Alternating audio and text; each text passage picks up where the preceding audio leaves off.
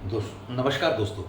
दोस्तों, आपको आज जो मैं बातें करने जा रहा हूँ इस वीडियो में, वो कुछ ख़ास होंगी। उनके बारे में आपने सुना ज़रूर होगा, लेकिन हो सकता है उसके बारे में आपने कभी बहुत ज़्यादा गौर ना किया हो, इम्प्लीमेंट ना किया हो, एक्शन ना लिए हों। अगर एक्शन लिए हैं तो भी, और अगर नहीं लिए तो भी, तो उसको पूरा एनालाइज़ करने के लिए ये वीडियो है। और वो कौन-सी बातें हैं, उनमें क्या अच्छा है, क्या बुरा है, एक बार देखने का प्रयास कीजिएगा। वीडियो आखिर तक देखिएगा और अपने फीडबैक ज़रूर कमेंट बॉक्स में दीजिएगा। सर, मैं अगर आपको कहूँ कि बचत करनी चाहिए, तो क्या आप मेरे से सहमत होंगे? 90%, 99% लोग सहमत होंगे। तो बचत क्यों करनी चाहिए? एक तो शॉर्ट टर्म के खर्चे हैं, एक लॉन्ग टर्म के खर्चे हैं। लॉन्ग टर्म के जैसे फीस, करियर, शादी, रिटायरमेंट, हेल्थ, इन सब के खर्चों के लिए। और इसके अलावा अगर ये बचत आप कर रहे हैं, तो रास्ते में क्या रुकावट हो सकती है? क्यों करनी चाहिए ये बचत? क्योंकि महंगाई, क्योंकि आपके रास्ते में कोई इंसिडेंट, एक्सीडेंट या कोई मतलब मेडिकल डिफ़िकल्टी या गवर्नमेंट पॉलिसीज़ में चेंज, या फिर यूँ कह लीजिए कि डेथ, डिसेबिलिटी, या आपके ड्रीम्स हैं, सेफ्टी है, बहुत सारी चीज़ें हैं। इन सब के पॉइंट ऑफ व्यू से ये सेफ्टी की कवर ये होना ही चाहिए। कहाँ करनी चाहिए सेविंग? 4 पोर्शंस हैं। पहला पोर्शन मैंने बताया जिसमें आपका रेडिकल रिस्क है, जैसे कि म्यूचुअल फंड, शेयर्स या चिट फंड्स।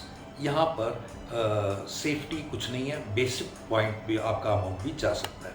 सेकंड है आपका जैसे गोल्ड में, प्रॉपर्टी में, या इसी तरह से और भी चीज़ों में, जिनमें आपका सब कुछ एनवायरनमेंट के अकॉर्डिंग होगा, माहौल जैसा होगा वो चढ़ेगा उतरेगा। तीसरा है आपका गवर्नमेंट सेगमेंट में, जब प्रिंसिपल और इंटरेस्ट दोनों चीज़ें सेफ है। यहाँ पर पीपीएफ हो गया, पोस्ट ऑफिस हो गया, या एफडी हो गया, एनपीएस हो गया। लेकिन यहाँ पर एक बहुत इम्पॉर्टेंट चीज़ है कि जो मैच्योरिटी होगी वो टैक्सेबल होगी। और एक चौथा आइटम है, वो है एलआईसी, इंश्योरेंस। इसमें आपको प्रिंसिपल और इंटरेस्ट तो सेफ है ही, 8 बेनिफिट्स और भी हैं। जैसे आपको sum assured insurance amount, double accidental benefit, then tax free maturities, फिर ट्रिपल ई का बेनिफिट। ट्रिपल ई कहते हैं पे करते हुए भी आपको टैक्स का बेनिफिट, बीच में जो आपकी मनी बैक आए उनके ऊपर भी टैक्स फ्री, और लास्ट में जो मैच्योरिटीज़ आएंगी उन पर भी टैक्स फ्री। देन इसमें और भी बहुत सारी बातें हैं। तो एलआईसी में आप ये कह सकते हैं कि एलआईसी सेविंग अगर एलआईसी में ही की जाए तो क्यों? क्योंकि पूरी मार्केट का 75% भारत में एलआईसी के पास है शेयर, और वर्ल्ड की बेस्ट कंपनीज में से एक मानी जाती है। देन इसमें 99.9% क्लेम सेटलमेंट रेशियो है। 30 करोड़ प्लस हमारे जो इन पॉलिसी होल्डर्स हैं, और 11 crore group insurance policy holders हैं। इसके अलावा हमारी 2 लाख करोड़ की फंड वैल्यू है। इस सब के अलावा आपको हमारी कंपनी सिमंस, जिसका मैं मैनेजिंग डायरेक्टर हूँ, आप सबके सहयोग से ये कंपनी चल रही है। इसमें आपको क्यों एडवाइजरी जुड़ना चाहिए, लेनी चाहिए?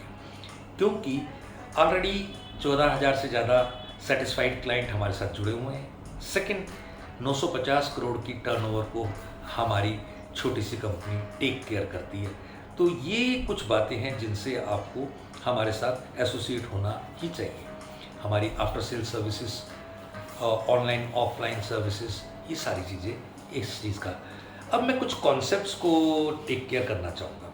सबसे पहले लाइफ में अगर आप एक्सपेंसेस को डिवाइड करें, कैसे कैसे कैसे करना चाहिए, तो 30% आपकी आमदनी का हाउस होल्ड एक्सपेंसेस में चला जाए, कोई दिक्कत नहीं। 1 लाख है तो 30,000 वहाँ जाए, कोई दिक्कत नहीं।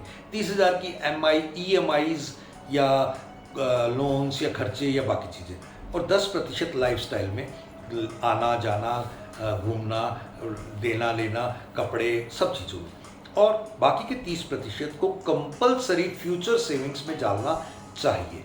इनमें 10% जो है वो शॉर्ट टर्म में, जैसे बैंक एफडी, पोस्ट ऑफिस या company deposit, share, mutual fund, chits, others में डाल सकते हैं, और जो बचे हुए 20% है उनमें 18% LIC में, जो कि फीस, शादी और पेंशन जैसी चीज़ों को, प्रोटेक्शन को टेक केयर करेगी, और 2% आपकी हेल्थ और मेडिक्लेम इंश्योरेंस वगैरह के रिलेटेड। इसमें एज वाइज अगर आप बात जाएंगे ना, तो अगर आप 25 से 45 साल की एज में हैं तो 10% शॉर्ट टर्म में और 20% लॉन्ग टर्म में। लेकिन जैसे ही आपकी एज बढ़ती है ना, तो ये परसेंटेज चेंज हो जाता है। आप अगर 45 से 55 की एज में तो 15% शॉर्ट टर्म में और 15% लॉन्ग टर्म में। लेकिन अगर आप और बढ़ गए, 55 से प्लस आपकी एज हुई, तो 20% शॉर्ट टर्म में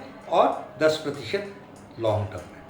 अगर एक चीज़ और है कि आप ये सब चीज़ें अगर करना चाहते हैं तो एज में आपको सीधा सीधा कोई एक थंब रूल मिल जाए। अगर आप 45 साल से नीचे, तो आपकी इनकम का 22% आपका इंश्योरेंस होना चाहिए, 22 गुना। और अगर आप 45 से 55 में हैं तो 15 गुना, और अगर 55 एज के प्लस के हैं तो कम से कम 7 गुना होना ही चाहिए। इनकी एक एक डिटेल, एक एक लॉजिक मैं आपको पर्सनली मिल करके भी बता सकता हूँ, या आप मुझे कांटेक्ट कर सकते हैं। हम चाहते हैं कि आने वाले कम से कम 5 सालों में हम 1 लाख से ज़्यादा परिवारों को फाइनेंशियली पूरी तरह से मजबूत कर सकें। Thank you. जय हिंद।